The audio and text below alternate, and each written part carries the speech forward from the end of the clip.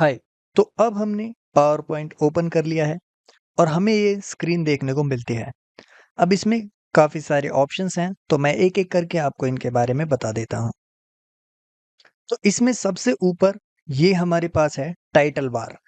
यहाँ पर इस प्रेज़ेंटेशन का टाइटल नेम है, तो अभी हमने ये सेव नहीं करी है, तो बाय डिफ़ॉल्ट ये प्रेज़ेंटेशन 2 या प्रेज़ेंटेशन 1, 3 किसी भी नाम से आ सकता है। ये डिपेंड करता है कि हम प्रेज़ेंटेशन को कितनी बार में खोल रहे हैं।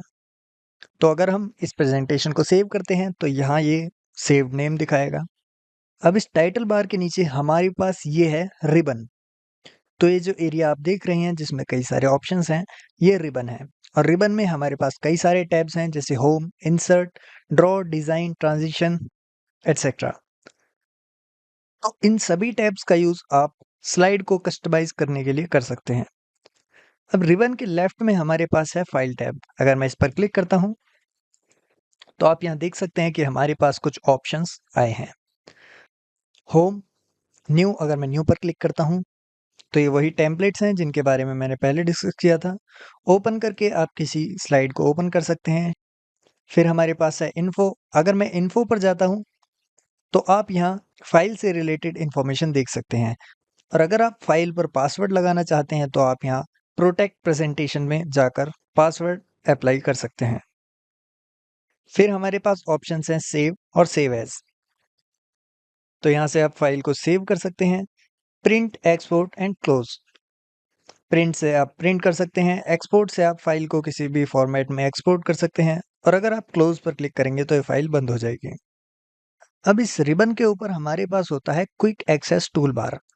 तो ये जो एरिया है इसे क्विक एक्सेस टूल बार कहते हैं। यहाँ हमारी सारी शॉर्टकट कमांड्स होती हैं जैसे save, auto save, redo, undo and so on. और अगर आप यहाँ पर और कुछ कमांड्स ऐड करना चाहते हैं तो आपको इस छोटे ट्रायंगल पर जाना है और यहाँ से आप और कमांड्स ऐड कर सकते हैं। और अगर आपको ये क्विक एक्सेस टूल बार नहीं दिख रहा तो आपको रिबन में इस ड्रॉप डाउन पर क्लिक करना है और यहाँ से आप hide quick access toolbar को टिक कर सकते हैं। तो quick access toolbar hide हो गया। और अगर मैं इसे वापस शो पर क्लिक करता हूँ तो अब हमें शो होने लगा। आप इस रिबन को भी हाइड कर सकते हैं। तो अगर मैं क्लिक करता हूँ शो टैब्स ओनली पर तो अभी रिबन हाइड हो गया। अब जब मैं किसी टैब पर क्लिक करूंगा तब हमें रिबन शो होगा। लेकिन मैं आपको सजेस्ट करता हूं कि आप हमेशा ऑलवेज शो रिबन पर ही सिलेक्ट करें। अब लेफ्ट में हमारे पास ये एरिया है स्लाइड पेन। तो यहाँ पर आप सारी स्लाइड्स देख सकते हैं। अभी हमारे पास केवल एक स्लाइड है, और अगर मैं न्यू स्लाइड ऐड करता हूँ तो आप यहाँ और स्लाइड्स देख सकते हैं। और यहाँ आप जिस स्लाइड को सिलेक्ट करेंगे वो हमें यहाँ स्लाइड पैनल में शो होगी।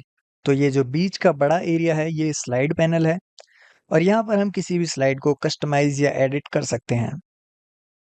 और इसके नीचे हमारे पास यह नोट बार है। तो अगर मैं स्लाइड से रिलेटेड कोई नोट लिखना चाहता हूँ तो मैं यहाँ नोट लिख सकता हूँ। तो ये कभी कभार स्लाइड बनाते समय यूजफुल हो सकते हैं।